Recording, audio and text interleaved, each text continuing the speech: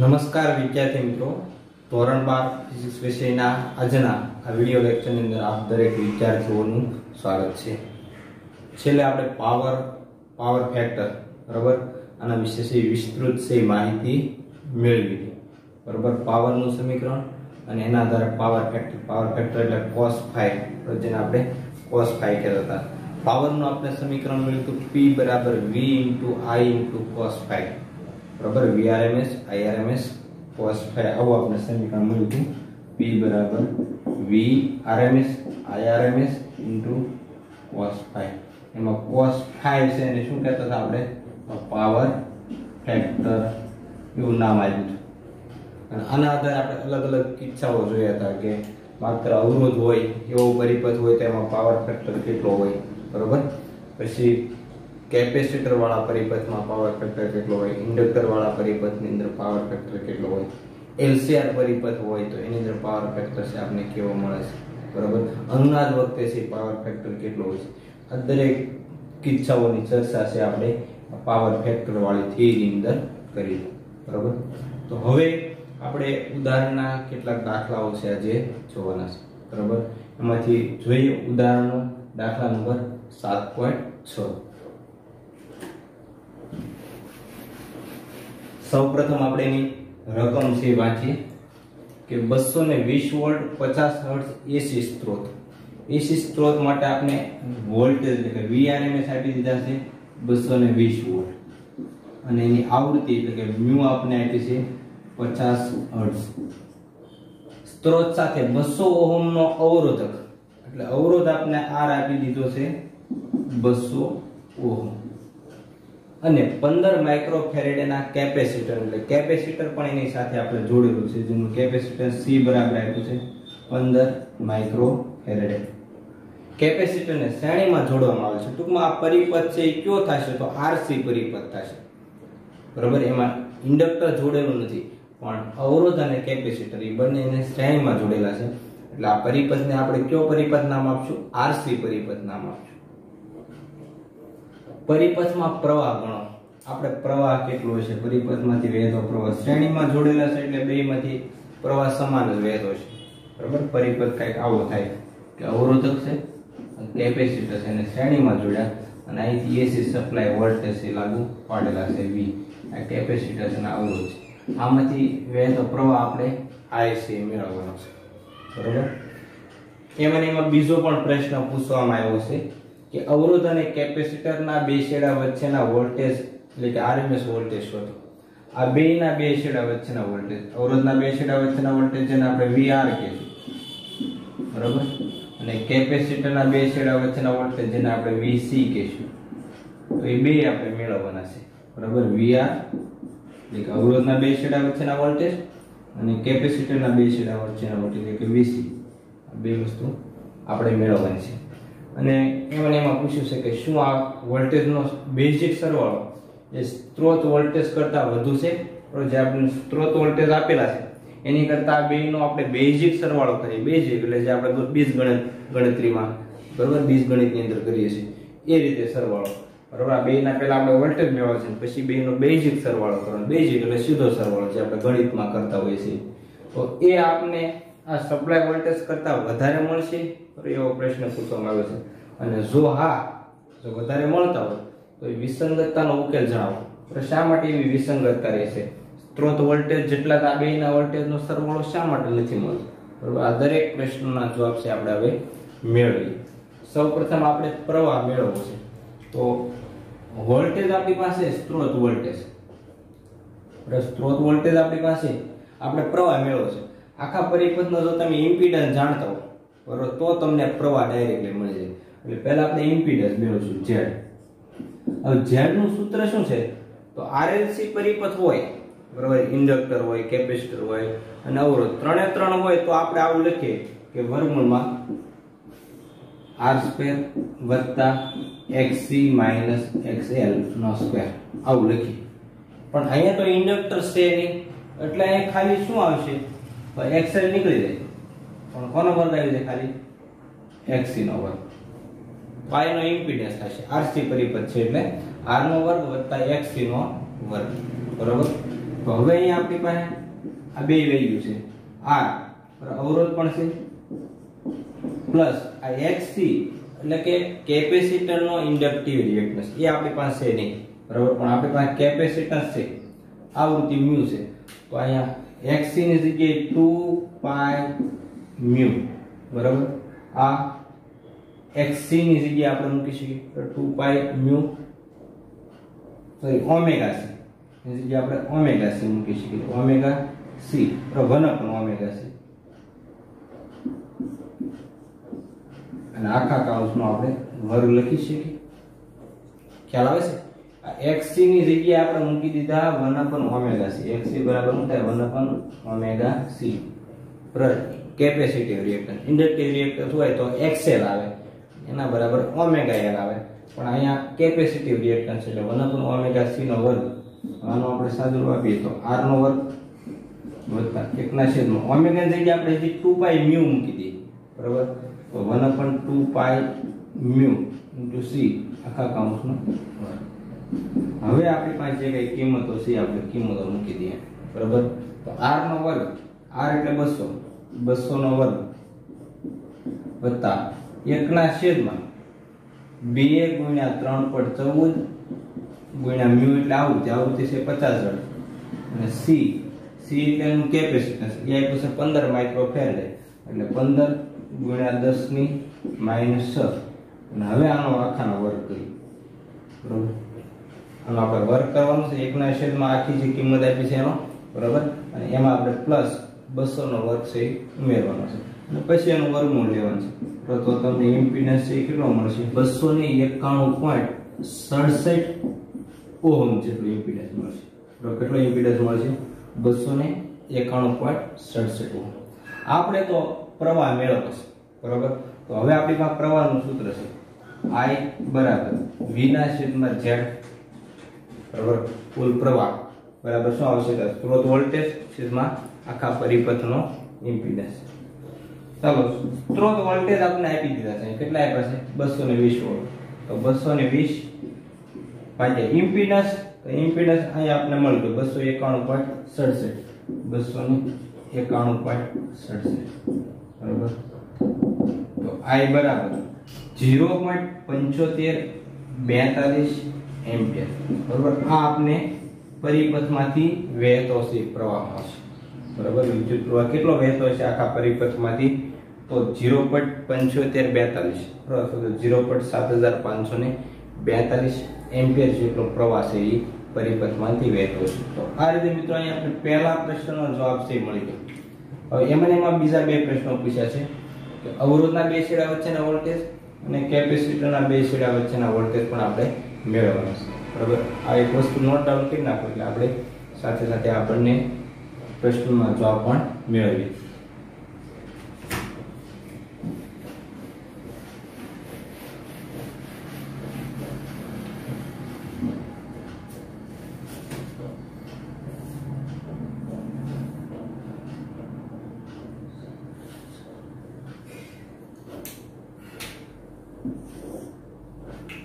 ચાલો હવે અવરોધના બે છેડા વચ્ચેના વોલ્ટેજ આપણે મેળવીએ. VR બરાબર, તો VR એટલે કે અવરોધના બે છેડા વચ્ચેના વોલ્ટેજ બરાબર શું આવશે તો I એટલે કે કુલ પ્રવાહ ગુણ્યા અવરોધ. કુલ પ્રવાહ તો બંનેમાંથી સરખો જ વહેતો છે, શ્રેણી જોડાણ છે, તો શ્રેણી જોડાણ છે એટલે વિદ્યુત પ્રવાહ સમાન આવશે, બરાબર. કુલ પ્રવાહ આપણે મેળવે 0.7542 ને ગુણ્યા અવરોધ, તો અવરોધ કેટલો છે 200, બરાબર. હવે તમે આનું સાદુરૂપ આપશો તો તમને અવરોધના બે છેડા વચ્ચેના વોલ્ટેજ 150.8 વોલ્ટ મળશે, બરાબર. અવરોધના બે છેડા વચ્ચેના વોલ્ટેજ. એવી જ રીતે હવે આપણે કેપેસિટરના બે છેડા વચ્ચેના વોલ્ટેજ પણ મેળવશે VC. તો એમાં શું ફેર પડશે I ગુણ્યા અહીંયા અવરોધ છે તો એની જગ્યાએ શું આવશે XC કેપેસિટરનો રિએક્ટન્સ. તો અહીંયા અવરોધક હતો એટલે અવરોધ મૂક્યો, કેપેસિટર છે એટલે કેપેસિટરનો રિએક્ટન્સ આવશે. I એટલે કેટલા છે તો 0.7542. હવે XC આપણે પાસે ડાયરેક્ટ નથી પણ XC ની જગ્યાએ આપણે શું મૂકી શકીએ તો 1/2 પાઈ મ્યુ C. તો 1/ωc આવે, ઓમેગા ની જગ્યાએ 2 પાઈ મ્યુ મૂકી દીધા, બરોબર. તો 1 ના છેદમાં 2 ગુણ્યા 3.14 ગુણ્યા મ્યુ એટલે 50 હર્ટ્ઝ અને 15 માઇક્રોફેરેડ એ કેપેસિટી એટલે 15 ગુણ્યા 10 - 6, બરોબર. ટૂંકમાં આપણે xc ની જગ્યાએ 1/ωc મૂક્યા, ઓમેગા ની જગ્યાએ 2 પાઈ મ્યુ મૂકી દીધા. હવે દરેકની કિંમત આપણી પાસે મૂકી દીધી તો તમને કેપેસિટરના બે છેડા વચ્ચેના વોલ્ટેજ એટલે કે VC 160.07 વોલ્ટ મળશે, બરોબર. તો આ કેપેસિટરના બે છેડા વચ્ચેના વોલ્ટેજ મળ્યા. પહેલા આપણે અવરોધના બે છેડા વચ્ચેના વોલ્ટેજ મેળવ્યા, ત્યારબાદ કેપેસિટરના બે છેડા વચ્ચેના વોલ્ટેજ. હવે એમાં એક પ્રશ્ન પૂછવામાં આવ્યો છે, બરોબર, કે શું આ વોલ્ટેજનો બેઝિક સરવાળો સ્ત્રોત વોલ્ટેજ કરતા વધુ છે? આપને જે બેયના વોલ્ટેજ મળ્યા એનો આપણે બેઝિક પહેલા સરવાળો કરવાનો છે, બરોબર. તો એ બેઝિક સરવાળો છે સ્ત્રોત વોલ્ટેજ કરતા વધારે છે કે નહીં? તો પહેલા તો આપણે બેઝિક સરવાળો કરીએ. કુલ વોલ્ટેજ બરાબર શું થાય? VR વત્તા VC. ચલો VR કેટલા છે? તો 150.8 વત્તા VC એટલે 160.07. આ બેયનો આપણે સરવાળો કરીએ, બરાબર. તો 7 એમના, આ 8 એમના, 0 6 + 11 એકડો વધી 1 300. તો 310.87 વોલ્ટ મળ્યા. આ બેયનો આપણે બેઝિક સરવાળો કર્યો, બરાબર. કેપેસિટરના વોલ્ટેજ અને અવરોધના વોલ્ટેજ, તો બેયનો બેઝિક સરવાળો આપણે કર્યો બીજગણિત રીતે, એટલે સીધો સરવાળો ડાયરેક્ટલી, તો તમને 310.87 વોલ્ટ મળ્યો. અને એ જો સ્ત્રોત વોલ્ટેજ કરતા વધુ છે, સ્ત્રોત વોલ્ટેજ આપણા 220 વોલ્ટ છે, એનો મતલબ ઇઝ ગ્રેટર ધેન સ્ત્રોત વોલ્ટેજ, બરાબર. એટલે કે 220 વોલ્ટ. સ્ત્રોત વોલ્ટેજ જે 220 વોલ્ટ છે એની કરતા આ બેયનો સરવાળો વધારે મળ્યો. તો આ બેયના વોલ્ટેજનો સરવાળો આની કરતા વધારે. રિયલમાં અહીંથી જે વોલ્ટેજ આ બેયમાં વહેંચાય છે તો સમાન મળવો જોઈએ, છતાં આપણે એ વધારે મળ્યો. તો આ વિસંગતતાનું કારણ શું? તો વિસંગતતાનું કારણ એક જ છે મિત્રો, કે અહીંયા આપણે આવી રીતના બેઝિક સરવાળો કરી શકીએ નહીં. આવી રીતના તમે ડાયરેક્ટલી સરવાળો ક્યારે કરી શકો? તો જ્યારે બંનેની કળા સમાન હોય ત્યારે. આપણે ખ્યાલ છે કે અવરોધ અને કેપેસિટર બંને માટે કળા અલગ અલગ હશે, તો વોલ્ટેજની કળા બંનેની જુદી જુદી છે. પ્રવાહ બેયમાં સમાન રહેશે પણ વોલ્ટેજની કળા બંનેની જુદી જુદી હોવાને કારણે બંનેનો સરવાળો કરવો હોય તો આપણે આ રીતે કરી શકીએ કે V બરાબર કુલ વોલ્ટેજ બરાબર રૂટમાં VR² વત્તા VC², બરાબર. હવે તમે VR ને VC બેયનો વર્ગ કરશો, બરાબર. પહેલા તો VR નો વર્ગ એટલે વર્ગમૂળમાં 150.8 એનો વર્ગ વત્તા 160.07 એનો વર્ગ, બરાબર. બંનેના વોલ્ટેજનો વર્ગ કર્યો અને પછી એનો સરવાળો, હવે એનું વર્ગમૂળ કાઢશો, બરાબર. તો તમને કુલ વોલ્ટેજ છે 219.91 વોલ્ટ, બરાબર. એટલે લગભગ તમે આનું 219.91 ને રાઉન્ડ ઓફ કરશો એટલે લગભગ 220 વોલ્ટ મળશે, બરાબર. તો હવે તમે જોઈ શકો છો મિત્રો કે અહીંયા પરિણામી વોલ્ટેજ, બરાબર, જે આપણે મેળવ્યો 220 વોલ્ટ એ સ્ત્રોત વોલ્ટેજ જેટલો છે, બરાબર. ટૂંકમાં જેટલા વોલ્ટેજ અહીંથી આવે છે એટલા જ વોલ્ટેજ આ બંનેની અંદર છે એ વહેંચાઈ જાય છે. તો હવે આ પરિણામ છે એ સ્ત્રોત વોલ્ટેજના વોલ્ટેજ જે આપણે મળ્યા છે આપ્યા છે, બરાબર, એની સાથે બંધ બેસતો એટલે કે સુસંગત છે, બરાબર. એટલે આપણું પરિણામ છે એ સાચું છે. એનો મતલબ એવો, બરાબર, તમે આ રીતે ડાયરેક્ટલી સરવાળો કરી શકો નહીં, બરાબર. તો આ એની વિસંગતતાનો ઉકેલ, બરાબર. તો આ રીતે મિત્રો આપણે દરેક પ્રશ્નના જવાબ છે એ મેળવ્યા. હવે આગળનું ઉદાહરણ છે આપણે જોઈએ. ચાલો ઉદાહરણ નંબર 7.7 જોઈએ. હવે એમાં એ પ્રશ્ન વિદ્યુત પાવરના સ્થાનાંતર માટે ઉપયોગમાં લેવાતા પરિપથમાં પાવર ફેક્ટરનું ઓછું મૂલ્ય ટ્રાન્સમિશનમાં મોટો પાવર વ્યય સૂચવે છે, સમજાવો, બરાબર. ટ્રાન્સમિશન એટલે કે પાવરને એક જગ્યાએથી બીજી જગ્યાએ જ્યારે લઈ જવામાં આવે છે, બરાબર, તો ત્યારે એની અંદર જે ઉપયોગમાં લેવામાં આવતા પરિપથમાં પાવર ફેક્ટરનું મૂલ્ય જો ઓછું હોય તો એ મોટો પાવર વ્યય દર્શાવે છે, એટલે કે એના કારણે ખૂબ જ મોટા પ્રમાણમાં પાવરનો વ્યય થાય છે, બરાબર. એવું આપણે સમજાવવાનું છે. તો શા માટે પાવરનો વ્યય છે વધારે થાય છે? તો જ્યારે પાવર ફેક્ટર ઓછો હોય ત્યારે.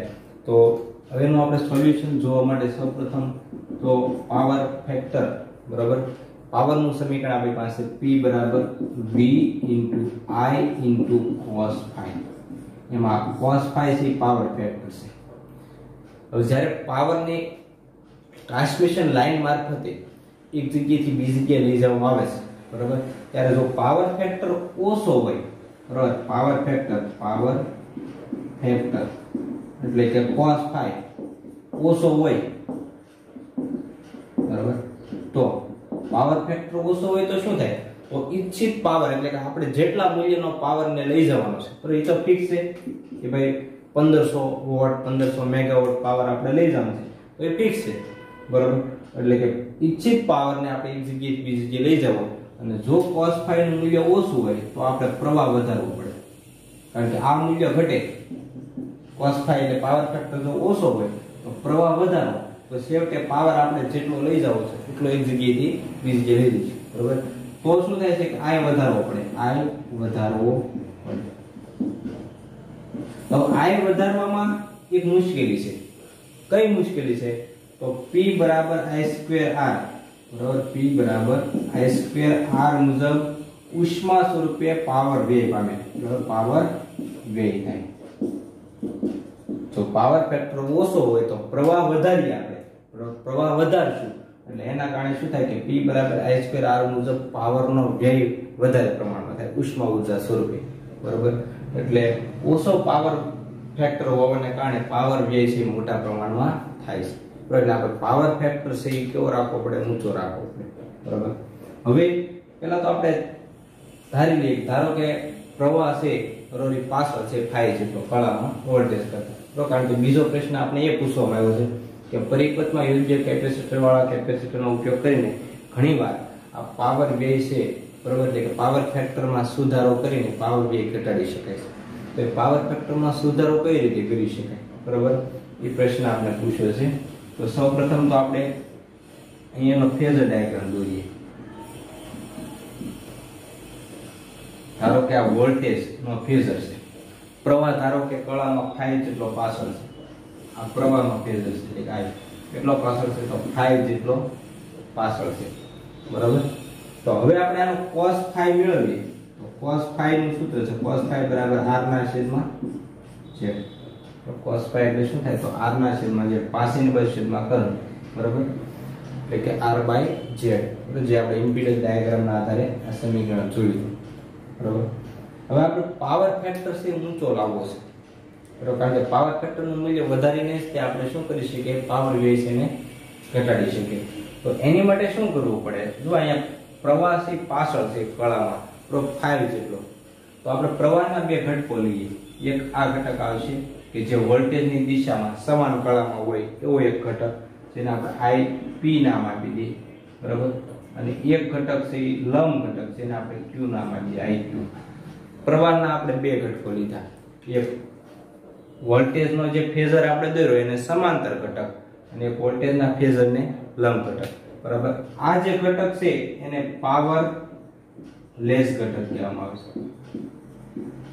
છે કારણ કે એમાં કોઈ પાવર વ્યય થતો નથી બરાબર કારણ કે π/2 જો અહીં કળા તફાવત છે કેટલો મળે છે નો π/2 જ્યારે વોલ્ટેજ અને પ્રવાહ વચ્ચે કળા તફાવત π/2 હોય ત્યારે પાવર સરેરાશ પર આપણે કેવો મળતો છે 0 એટલે આ ઘટક છે ને આપણે પાવર લેસ ઘટક કહીએ છીએ અને Ip ઘટક છે ને પાવર ઘટક કહેવાય કારણ કે એમાં શું થાય છે કે વોલ્ટેજ અને પ્રવાહ બે સમાન કળામાં હોય એટલે પાવરનો વ્યય થતો હોય છે બરાબર એટલે માટે એને આપણે પાવર ઘટક કહીએ છીએ હવે cos phi બરાબર r by z આ સૂત્ર મુજબ જો r બરાબર z હોય તો જો r બરાબર z હોય તો cos phi આપણને કેટલો મળે 1 મળે છે બરાબર r બરાબર z એટલે ઇમ્પિડન્સ છે એ અવરોધ જેટલો જ હોય બરાબર તો આપણને પાવર ફેક્ટર 1 મળે તો એ કરવા માટે આપણે શું કરવું પડે વોલ્ટેજ અને પ્રવાહ સમાન કળામાં કરવા પડે બરાબર એટલે કે આ બંને વસ્તુ આપણે લેવી પડે આ વોલ્ટેજ અને પ્રવાહનો જો ઘટક પાવર ઘટક એનો મતલબ એ છે કે આ પાવરલેસ ઘટકને આપણે દૂર કરવો પડશે તો એની માટે આપણે શું કરશું કે અવરોધની સાથે એક કેપેસિટરને જોડી દઈશું બરાબર કેપેસિટરને જોડશો એટલે કેપેસિટર છે વોલ્ટેજ કરતા કળામાં એમાં પ્રવાહ છે π/2 જેટલો આગળ હોય છે તો બરાબર. એટલે આપણે એક ઘટક છે IQ ડેશ મળશે. પ્રવાહનો બીજો ઘટક કયો મળશે? IQ ડેશ ઘટક. અને IQ ની વિરુદ્ધ દિશા એટલે પાવરલેસ ઘટકની તદ્દન વિરુદ્ધ કળા ધરાવતો છે, બરાબર. એટલા માટે એકબીજાની અસરને શું કરી દેશે? નાબૂદ કરી દેશે. આ બે એકબીજાની અસરને નાબૂદ કરશે, બરાબર. એટલે વોલ્ટેજ અને આ પ્રવાહનો ઘટક એટલે કે પાવર ઘટક બે એક સમાન કળામાં થઈ જાય. જ્યારે સમાન કળામાં થઈ જાય, બરાબર, એટલે કે cos phi માં phi 0 થઈ જશે, બરાબર. એટલે આપણે r બરાબર શું મળશે? z મળશે, બરાબર. એટલે પાવર ફેક્ટર ની વેલ્યુ 1 થશે અને પાવર ફેક્ટર e ની વેલ્યુ 1 એટલે કે મહત્તમ થઈ જાય, બરાબર. એટલે પરિપથમાં આપણે છે પાવર ફેક્ટર નું મૂલ્ય છે ઘણીવાર એમાં સુધારો કરીને પાવર વ્યય છે ઘટાડી શકતા હોય છે, બરાબર. એટલે કેપેસિટર નો ઉપયોગ છે કરવો પડે. એક જે કેપેસિટર વાળા કેપેસિટર નો ઉપયોગ કરીને આ પાવર વ્યય છે આપણે ઘટાડી શકીએ છીએ, બરાબર. તો આ રીતે મિત્રો અહીં આપણે બંને પ્રશ્નો છે પૂછવામાં આવ્યા હતા, થિયોરેટિકલ પ્રશ્નો હતા, બરાબર. એનો આપણે જવાબ છે, બરાબર. જોઈએ હવે આગળનો ઉદાહરણનો દાખલો. ઉદાહરણનો દાખલા નંબર 7.8 જોઈએ હવે. 283 વોલ્ટ મહત્તમ મૂલ્ય અને 50 હર્ટ્ઝ આવૃત્તિ વાળો સાઇન પ્રકારનો વોલ્ટેજ એલસીઆર શ્રેણી પરિપથને લાગુ પાડેલ છે, બરાબર. સાઇન વિધિ અનુસાર જે વોલ્ટેજ બદલે છે, બરાબર, એવું એસી વોલ્ટેજ આપણે એના વોલ્ટેજ આપ્યો છે V, મહત્તમ મૂલ્ય આપી દીધું છે, બરાબર, Vm. અહીંયા આપણે Vm આપી દીધા છે 283 વોલ્ટ. તો અહીંયા 283 વોલ્ટ મહત્તમ મૂલ્ય કહી દીધું એટલે આપણે અહીંયા Vrms નહીં લઈએ, મહત્તમ વોલ્ટેજ Vm લઈશું. અત્યાર સુધી આપણે જે કઈ વોલ્ટેજ આપ્યો હોય આપણે સ્ત્રોત વોલ્ટેજ ડાયરેક્ટ લઈએ તો કારણ કે ત્યાં મહત્તમ શબ્દ વાપરો ન હોય, પણ અહીંયા આપણે જો મહત્તમ એવું કીધું છે એટલે એ વોલ્ટેજ આપણે Vm આપ્યા છે, બરાબર, Vrms નહીં, ખાસ ધ્યાન રાખજો. અને 50 હર્ટ્ઝ આવૃત્તિ એટલે કે મ્યુ બરાબર આપણે આપી છે 50 હર્ટ્ઝ આવૃત્તિ. આવૃત્તિ વાળો સાઇન પ્રકારનો વોલ્ટેજ છે એલસીઆર પરિપથને લાગુ પાડે છે, જેમાં R બરાબર 3 ઓહ્મ, અવરોધ આપણે આપ્યો છે 3 ઓહ્મ, L બરાબર 25.48 મિલી હેનરી, બરાબર, અને C બરાબર આપ્યા છે 796 માઇક્રો ફેરેડ. R, L અને C ત્રણે ત્રણની કિંમત આપણે આપી દીધી છે. હવે અહીંયા આની અંદર આપણે જુદા જુદા 4 પ્રશ્નો પૂછવામાં આવ્યા છે. એમાં પહેલો પરિપથનો ઇમ્પિડન્સ કેટલો છે એટલે કે Z આપણે મેળવવાનો છે, આખા પરિપથનો ઇમ્પિડન્સ. પછી બીજું કીધું છે સ્ત્રોત વોલ્ટેજ એટલે કે Vrms આપણે મેળવવાના છે. ત્રીજું કીધું છે પ્રવાહ, સ્ત્રોત વોલ્ટેજ અને પ્રવાહ વચ્ચેનો કળા તફાવત, સોરી સ્ત્રોત વોલ્ટેજ નહીં પણ આપણે સ્ત્રોત વોલ્ટેજ અને પ્રવાહ વચ્ચેનો કળા તફાવત એટલે કે phi મેળવવાનો છે. તો સ્ત્રોત વોલ્ટેજ નથી મેળવવાનો પણ V અને I વચ્ચેનો કળા તફાવત એટલે કે phi મેળવવાનો છે. પરિપથમાં વ્યય થતો પાવર એટલે કે P મેળવવાનો છે, પાવર વ્યય, અને પાવર ફેક્ટર એટલે કે cos phi, બરાબર. તો આ 4 વસ્તુ છે આપણે મેળવવાની છે, બરાબર. 1 by 1 આપણે દરેક વસ્તુ છે એને મેળવતા જઈએ. એમાં પહેલો આપણે ઇમ્પિડન્સ મેળવવો છે, બરાબર. તો ઇમ્પિડન્સ નું આપણી પાસે સૂત્ર છે કે R બરાબર, બરાબર, ઇમ્પિડન્સ નું સૂત્ર છે R બરાબર રૂટમાં Z નો વર્ગ વત્તા XL માઈનસ XC નો વર્ગ, અથવા તો XC માઈનસ XL લખો તો પણ ચાલશે, બરાબર. તો આ આપણી પાસે સૂત્ર છે. એમાંથી સોરી Z બરાબર R બરાબર Z બરાબર અહીંયા R નો વર્ગ વત્તા XL માઈનસ XC. હવે R આપણી પાસે પણ XL ને XC છે નહીં, પહેલા આપણે XL અને XC મેળવવા પડશે. XL એટલે ઇન્ડક્ટરનો ઇમ્પિડન્સ, બરાબર. તો XL બરાબર ઓમેગા L આવે, ઓમેગા જગ્યાએ 2 પાઈ મ્યુ મૂકી દો તો 2 પાઈ મ્યુ ઇન્ટુ L. ચાલો આપણે આની કિંમતો મૂકી દઈએ. 2 ગુણ્યા 3.14 ગુણ્યા મ્યુ એટલે આવૃત્તિ એ આપી છે 50 હર્ટ્ઝ અને ગુણ્યા L, L એટલે ઇન્ડક્ટન્સ એ આપણે આપ્યું છે 25.48 મિલી હેનરી છે એટલે 10 ની માઈનસ 3 ઘાત, બરાબર. હવે આનો આપણે સાદુરૂપ આપીએ, બરાબર, કેલ્ક્યુલેટરની મદદથી 2 ગુણ્યા 3.14 ગુણ્યા 50 ગુણ્યા 25.48 ગુણ્યા 10 ની માઈનસ 3 તો XL આપને મળશે 8 ઓહ્મ, બરાબર. આ આપણે ઇન્ડક્ટિવ રિએક્ટન્સ મળી ગયો. એવી રીતના કેપેસિટિવ રિએક્ટન્સ એટલે XC બરાબર 1/omega C એટલે 1/2 પાઈ મ્યુ C, ચાલો આની પણ આપણે કિંમતો મૂકી દઈએ તો 2 ગુણ્યા 3 * 14 ગુણ્યા મ્યુ એટલે આવૃત્તિ 50 હર્ટ્ઝ અને સી એટલે કેપેસિટર એ આપ્યું છે 796 માઇક્રોફેરેડ હશે એટલે 10 ની કેટલી ઘાત આવશે -6 ઘાત બરોબર। હવે આનું કેલ્ક્યુલેટરની મદદથી તમે સાદુરૂપ આપશો બરોબર તો તમને 4 ઓહમ છે એ કેપેસિટિવ રિએક્ટન્સ છે મળશે બરોબર। આ ઇન્ડક્ટિવ રિએક્ટન્સ મળી ગયો, આ કેપેસિટિવ રિએક્ટન્સ। હવે આપણે Z બરાબર ઇમ્પિડન્સ મેળવવો છે। ઇમ્પિડન્સ નું આપણી પાસે સૂત્ર છે √r² + xl - xc નો સ્ક્વેર બરોબર। તો √r એટલે અહીં આપણે અવરોધ આપી દીધો છે 3 ઓહમ એટલે 3 નો વર્ગ વત્તા xl - xc xl એટલે 8 xc એટલે 4 8 - 4 આખા કૌંસનો વર્ગ બરોબર। ખ્યાલ આવે છે? ઇમ્પિડન્સ નું આપણી પાસે સૂત્ર છે એમાં દરેકની કિંમત મૂકી દીધી તો 3 નો વર્ગ એટલે 9 √9 વત્તા 8 માંથી 4 જાય તો 4 4 નો વર્ગ એટલે 16 16 ને 9 25 25 નો વર્ગમૂળ એટલે 5 ઓહમ। આ આપણને પરિપથનો ઇમ્પિડન્સ મળી ગયો એટલે કે પહેલો જવાબ સી મળી ગયો। તો ઇમ્પિડન્સ કેટલો આવશે તો 5 ઓહમ મળશે। હવે બીજો પ્રશ્ન પૂછવામાં આવ્યો છે કે સ્ત્રોત વોલ્ટેજ અને પ્રવાહ વચ્ચેનો કળા તફાવત કેટલો થાય। હવે આપણે phi મેળવવા માટે આપણી પાસે સૂત્ર છે tan phi બરોબર। કળા તફાવત માટેનું સૂત્ર શું છે તો tan phi બરાબર xc - xl છેદમાં r બરોબર। આપણી પાસે સૂત્ર છે કળા તફાવત। xc આપણી પાસે કેટલા છે તો xc આપણી પાસે 4 - xl એટલે 8 અને ભાગ્યા r એટલે અવરોધ આપણી પાસે 3 તો 4 માંથી 8 જાય તો -4/3 બરોબર એટલે -1.33 આ tan phi આપણે મળ્યા બરોબર। આપણે તો કળા તફાવત એટલે કે phi જોઈએ છે તો નેચરલ ટેન્જન્ટ તો નામનું જે કોષ્ટક છે એમાં આપણે tan ઇન્વર્સ આનો લેશું 1.33 છે બરોબર તો tan ઇન્વર્સ -1.33 બરોબર। તમે નેચરલ ટેન્જન્ટ નું કોષ્ટક ખોલશો એની અંદરથી તમે tan ઇન્વર્સ મેળવશો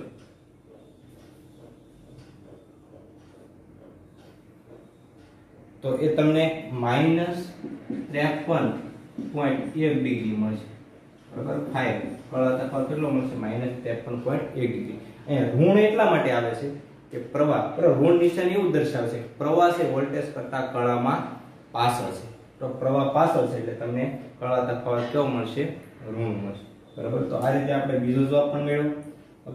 ત્રીજી વસ્તુ આપણે છે પાવર વ્યય મેળવવાનો છે બરાબર। પરિપથમાં વ્યય થતો પાવર તો P = I² * R। શા માટે I² R Z શા માટે નહીં કારણ કે પાવર વ્યય ફક્ત અવરોધની અંદર થાય છે કેપેસિટર કે ઇન્ડક્ટરમાં થતો નથી એટલે P = I² R સૂત્ર આવશે। હવે સૌપ્રથમ તો પહેલા આપણે અહીંયા પરિપથમાં વહેતો પ્રવાહ મેળવશું બરાબર। તો I કઈ રીતે મેળવશું તો I મેળવવા માટે આપણે V મેળવવા પડશે બરાબર। I મેળવવા માટે આપણે V મેળવવા પડશે કારણ કે I ની જગ્યાએ આપણે V² બરાબર I મેળવવા માટે આપણે પહેલા V મેળવશું બરાબર। તો Vrms બરાબર શું થાય તો Vm/√2 બરાબર। Vrms બરાબર Vm/√2 Vm આપણી પાસે બરાબર મહત્તમ વોલ્ટેજ આપણે આપી દીધો છે તો એના આધારે આપણે V મળી જાય બરાબર। હવે આપણે I મેળવવા માટે I બરાબર V ના છેદમાં R આવું સૂત્ર વાપરીએ I બરાબર V ના છેદમાં બરાબર V ની જગ્યાએ Vm/√2 અને છેદમાં શું આવશે R R એટલે આપણે V ના છેદમાં Z બરાબર। તો Z ની જગ્યાએ આપણી પાસે કેટલા છે 5 Vm આપણી પાસે 283 વોલ્ટ તો 283/√2 * 5 ખ્યાલ આવ્યો। સૌપ્રથમ V નું સૂત્ર છે આપણી પાસે Vrms બરાબર Vm/√2 બરાબર અને પ્રવાહ મેળવવો છે તો I બરાબર V ના છેદમાં Z કુલ આખા પરિપથનો પ્રવાહ મેળવવો હોય તો અહીંયા ઇમ્પિડન્સ છે આખા પરિપથનો લેવો પડશે બરાબર એટલે કે V ના છેદમાં Z V ની જગ્યાએ Vm/√2 અને Z આપણે 5 મળી જશે બરાબર। 283 ના છેદમાં √2 * 5 અને સાદુરૂપ આપશો તો તમને કેટલો મળશે 40 એમ્પિયર મળશે બરાબર। હવે પાવર P = I² * R આવો આપણી પાસે સૂત્ર છે I નો વર્ગ એટલે કે 40 નો વર્ગ * R આર એટલે અવરોધ આપણી પાસે અહીંયા 3, 40 નો વર્ગ એટલે 1600, બરોબર. એને ગુણ્યા 3 કરશો એટલે 16 તેરી 48 એટલે 4800 વોટ. આ આપણને પાવર વ્યય મળશે, બરોબર. પરિપથમાં કેટલો પાવર વ્યય થશે? તો 4800 વોટ જેટલો પાવર વ્યય થઈ થતો હશે, બરોબર. તો આ રીતે મિત્રો આપણે અહીંયા ત્રીજો જવાબ પણ મેળવી નાખ્યો. અને હવે આપણે મેળવવાનું છે પાવર ફેક્ટર એટલે કે cos phi. તો પાવર ફેક્ટર છે cos phi મેળવવા માટે આપણે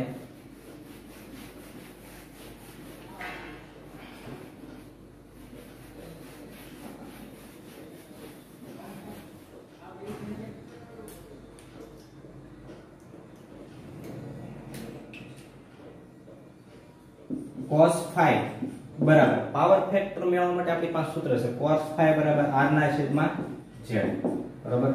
r આપણી પાસે 3 અને z હમણાં આપણે મેળવો 5, બરોબર. ડાયરેક્ટલી આપણે પાવર ફેક્ટર મળે છે કે cos phi બરાબર r ના છેદમાં z એટલે 3/5, તો 3/5 કરશો એટલે કે 0.6. તો આ આપણને પાવર ફેક્ટર મળ્યું, બરોબર. આ રીતે આપણે 3 વેલ્યુ છે, સોરી 4 વેલ્યુ છે અહીંયા મેળવી, બરોબર. પાવર ફેક્ટર સૌપ્રથમ ઇમ્પિડન્સ મેળવો, ત્યારબાદ કળા તફાવત મેળવો, ત્યારબાદ પરિપથમાં વ્યય થતો પાવર અને પાવર ફેક્ટર, બરોબર. ફક્ત સૂત્ર ઉપર આધારિત દાખલાઓ કહી શકાય મિત્રો આ બધા, બરોબર. જો તમને બધા સૂત્રો વ્યવસ્થિત યાદ હોય તો તમે સરળતાથી બધા દાખલાઓ છે ગણી શકો, બરોબર. આ ટાઈપના કેટલાક દાખલાઓ સ્વાધ્યાયની અંદર પણ તમને આપ્યા છે, અને જો ઉદાહરણમાં પણ આવા કેટલાક દાખલાઓ છે, બરોબર. આગળના દાખલાઓ છે તમે તમારી જાતે ભણવાનો પ્રયત્ન કરજો, બરોબર. નેક્સ્ટ ટાઈમ આપણે મળશું ત્યારે દરેક દાખલાઓ આપણે જોશું. ચલો આજના આ વિડીયો લેક્ચરમાં મિત્રો આટલે સુધી